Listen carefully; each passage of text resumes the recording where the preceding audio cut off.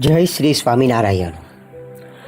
ચાતુર્માસ પૂરા થાય અને સ્વામિનારાયણ સંપ્રદાયમાં ચાલુ થાય શાકોત્સવ. વધારે કરીને ઘણા લોકોને રીંગણાનું શાક ન ભાવતું હોય, પરંતુ જ્યારે વાત આવે સ્વામિનારાયણ સંપ્રદાયના રીંગણાના શાકોત્સવની, ત્યારે સર્વને તે શાકોત્સવમાં જે રીંગણાનું શાક છે તે સર્વને ખૂબ ભાવે છે. સૌ કોઈ જાણીએ છીએ કે લોયામાં ભગવાને ખૂબ સુંદર મજાનો મોટો શાકોત્સવ કર્યો હતો, પરંતુ આજે એક અલૌકિક વાત જે ગઢડામાં મહારાજે રીંગણાનું શાક બનાવ્યું હતું અને તે જમ્યા હતા, તે વાત ડિટેલમાં સાંભળવી છે. આવો સાંભળીએ ગઢડામાં મહારાજે દાદા ખાચાના દરબારમાં જે રીંગણાનું શાક બનાવ્યું હતું તેનું ચરિત્ર. ભગવાન શ્રી સ્વામિનારાયણ ગઢડામાં અક્ષર ઓળીથી આથમણી તરફ ઉગમણા બારની એક ઓસરી હતી. તે ઓસરીમાં વેદી ઉપર ઉગમણે મુખારવિંદે બેસીને સગડીએ તાપતા હતા, કારણ કે શિયાળાનો સમય હતો, ખૂબ ઠંડી હતી. તેથી મહારાજ સગડીએ તાપતા હતા. તે સગડીમાં ફરતા ફરતા સુખડના ઝાડિયા ચીપિયાવતીથી મેલીને તેનો તાપ કરીને તાપતા હતા. તે સમયમાં લક્ષ્મીબાગથી સુંદર 4 મૂળા કોઈ હરિભક્ત લાવ્યા, મહારાજ પાસે મૂક્યા. તે મૂળાના નાના નાના પતીકડા કર્યા, એટલે કે ટુકડા કર્યા. તેમાં મીઠું, જીરું, હવેજ આદિ ભરીને મહારાજ જમ્યા.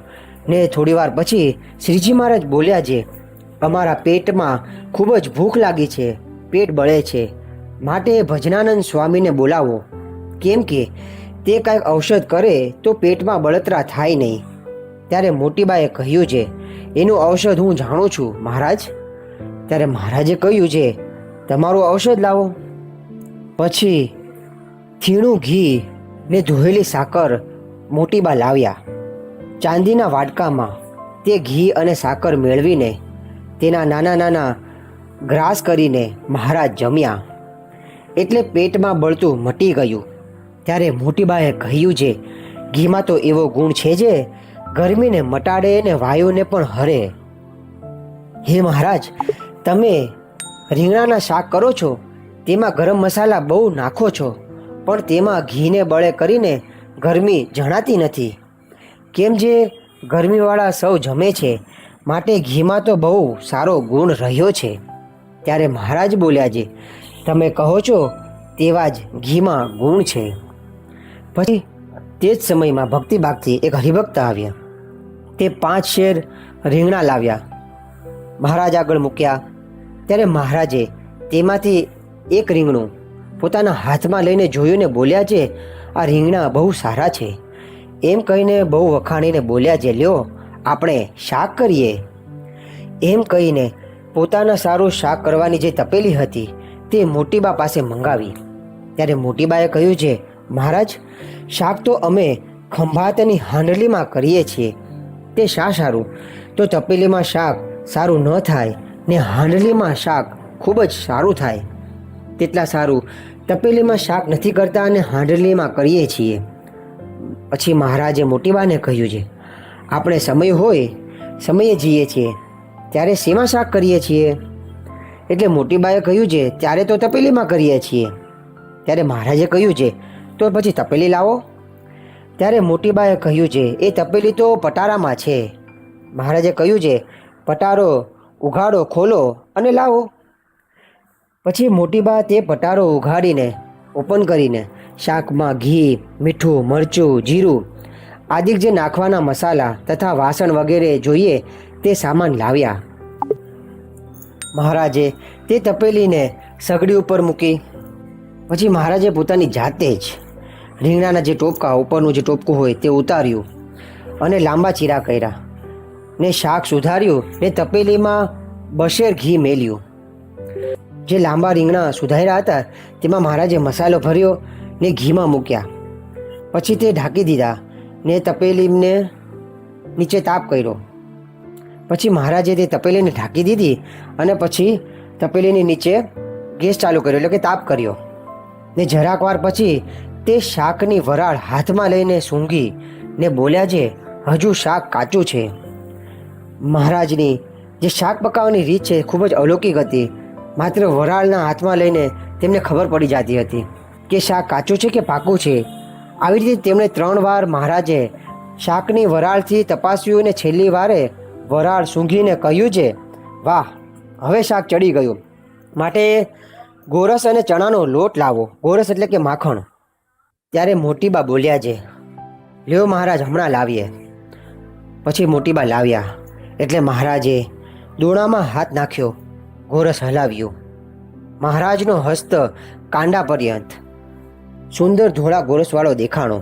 તે ઘણી શોભાયુક્ત હાથ દેખાણો ને મોટીબાએ ચણાનો લોટ નાખ્યો. મહારાજે ગોરસ ભેળો હલાવ્યો. પછી ગોરસ અને લોટ શાકમાં નાખ્યું.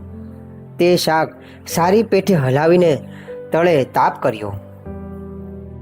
ફરીથી મહારાજ શાકને હલાવે છે અને વરાળની સુગંધ જોઈને મહારાજ બોલ્યા છે, વાહ, શાક સરસ મજાનું ચડી ગયું છે, માટે જે નીચે તાપ કર્યો છે તે ઠારી નાખો અને શાકની તપેલીને નીચે ઉતારો. પછી ઘઉંનો લોટ મંગાવીને તેમાં ઘીનું મોણ દઈને દૂધ પેંડાને આકારે મહારાજે બાટીયું કરી. તે મહારાજે ગેસ ઉપર લગાડ શેકીને તેમાં ભરી દીધું. પછી તેમાં જરાવાર રાખી ચીપિયાવતી કાઢી લીધી ને બાટીઓને ખંખેરી ઘીમાં જબોળીને તે ઘી પીને બાટીઓ બહુ સારી થઈ. તેવામાં જમવાનો થાળ આવ્યો એટલે મહારાજ જમવા બેઠા. તે સમયે મુક્તાનંદ સ્વામી, બ્રહ્માનંદ સ્વામી, નિત્યાનંદ સ્વામી, ચૈતન્યાનંદ સ્વામી આદિ મોટા મોટા સદ્ગુરુ તથા દાદા ખાચર ને સુરા ખાચર આદિ મોટા હરિભક્તો પાસે બેઠા હતા. મહારાજ થાળ જમતા જાય ને વખાણતા જાય ને બોલ્યા જાય, એ બાટી અને શાક બહુ સારું થયું છે. તે સાંભળીને બ્રહ્માનંદ સ્વામી બોલ્યા છે, જમે તે જાણે છે, સારું થયું છે કે નરસું થયું છે પણ તે વિના કેમ ખબર પડે. ત્યારે મહારાજ હસ્યા અને બ્રહ્માનંદ સ્વામીને પ્રસાદે આપી. તેમજ બીજા જે મોટા નંદસંતો બેઠા હતા અને હરિભક્તો બેઠા હતા તે સૌને પ્રસાદી આપી.